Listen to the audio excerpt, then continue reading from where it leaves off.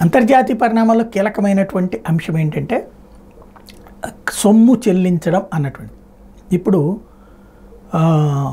$61 billion ఉక్రెయిన్కి America సాయం ప్రకటించింది. దానికి బదులు ఆయుధాలు ఇస్తూ ఉంది ఆ డబ్బులతో. తనే సాయం అని చెప్పి దానికి సాయం అంటే ఆయుధ సాయం చేస్తుంది. ఇప్పుడు మరి అమెరికా మొన్నటిదాకా దిగువ సభలు అడ్డం పడింది కాబట్టి అదే ఇవ్వనప్పుడు మమ్మల్ని ఎట్టా అడుగుతావు అంటుంది నాటో.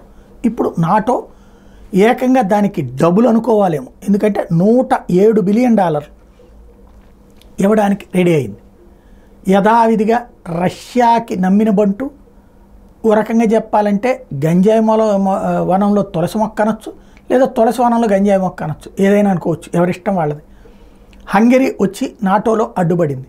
తనకున్న వీటో అధికారాలను అడ్డుపెట్టి ఉక్రెయిన్కి ఆ సాయం చేయడానికి వీల్లేదు, అది కంట్రోల్ లేని దేశం అని ఆరోపిస్తోంది. అదేమో రష్యా మిత్రుడైనటువంటి వాడు హంగరీ పాలకుడు అన్నది అందరికీ తెలిసింది.